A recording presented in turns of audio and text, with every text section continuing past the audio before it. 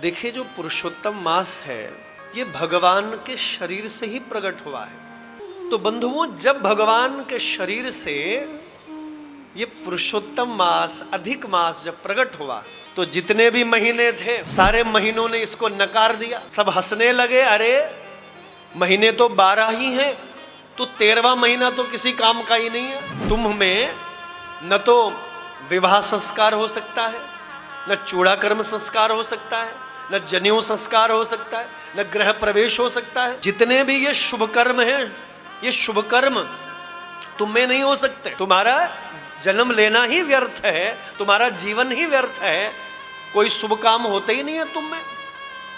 तो इस अधिक मास को सब महीनों ने जब नकारा कि तुम किसी काम के ही नहीं हो, तुम अधिक मास हो, 13वें महीने हो, तुम किसी योग्य नहीं हो, तो यह बात जब अन्य महीनों ने इस अधिक मास को जब ये बात कही, सब महीने अपनी अपनी प्रशंसा करने लगे। माघ का महीना अपनी प्रशंसा करने लगा, फाल्गुन का महीना अपनी प्रशंसा करने लगा, चैत्र का महीना, बैसाख का महीना, कार्तिक का महीना, मार्गशीर्ष, ये बड़े बड़े जो महीने हैं, पुण्य मास जो हैं, ये सब अपनी अपनी प्रशंसाएं करने लगे।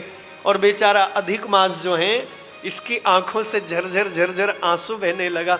मेरा जीवन व्यर्थ है, मेरा जीवन किसी काम का ही नहीं है, अब मैं जीवित रह करके क्या करूंगा। तो ये सीधे भगवान वैकुंठाधिपति भगवान नारायण की शरण में गया।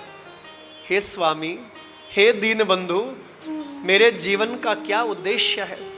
आपने मुझे क्यों प्रकट किया है? मेरे जीने का कोई औचित्य नहीं है।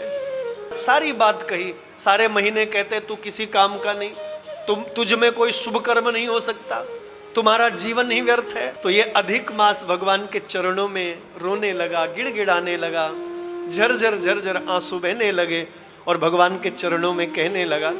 देखो, ये जो प्रसंग हम सुन रहे हैं, ये पद्म महापुराण का प्रसंग है। पुरुषोत्तम मास की जो महिमा है ये पद्म महापुराण में गाई गई है।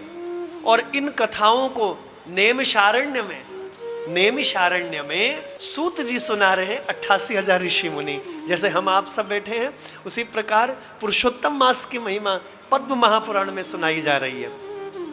और इसी महिमा को भगवान श्री कृष्ण द्वारिकाधीश धर्मराज युधिष्ठिर को भी सुना रहे हैं। पुरुषोत्तम मास की महिमा को स्वयं द्वारिकाधीश भगवान श्री कृष्ण धर्मराज युधिष्ठिर को भी सुना रहे हैं। तो भगवान नारायण के चरणों में जब ये अधिक मास रोने लगा, गिड़गिड़ाने लगा, प्रभु मेरे जीवन का कोई औचित्य नहीं है, मैं जीवित रह करके क्या करूं। पद्म महापुराण का मंत्र है, ये पुरुषोत्तम मास अधिक मास रो रहा है। तस्माद्वे मर्तुमेच्छामि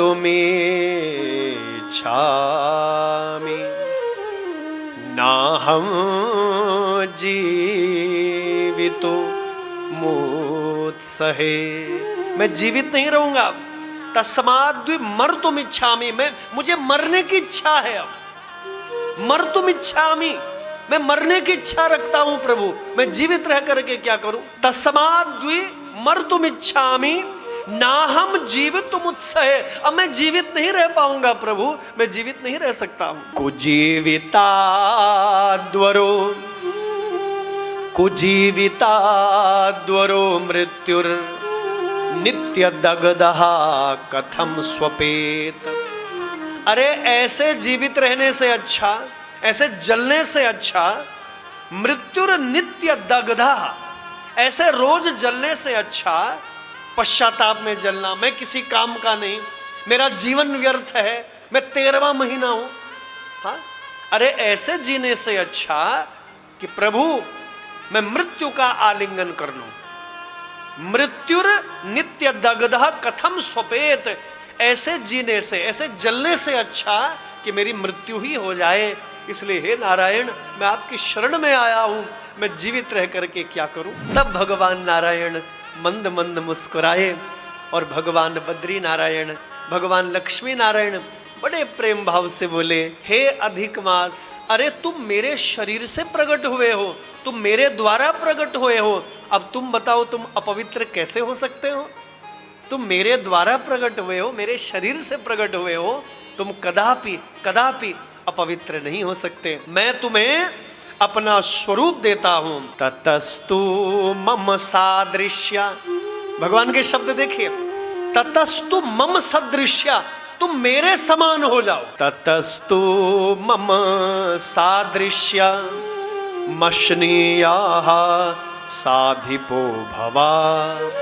मशनीयाः साधिपो भवः, मैं तुम्हें आशीर्वाद देता हूं। ततस्तु माम, ततस्तु मम सादृश्य, आज से तुम मेरे समान हो जाओगे। मैं तुम्हें ऐसा स्वरूप देता हूं, अपना स्वरूप तुम्हें प्रदान करता हूं। आज से तुम्हें कोई भी मलमास नहीं कहेगा, आज से तुम्हें कोई अधिक मास नहीं कहेगा, आज से तुम्हें सभी पुरुषोत्तम मास कहेंगे, क्योंकि तुम पुरुषों में उत्तम होंगे। तुम संसार में जितने लोग हैं तुम उन सब में उत्तम होंगे, इसलिए तुम्हारा नाम आज से पुरुषोत्तम होगा।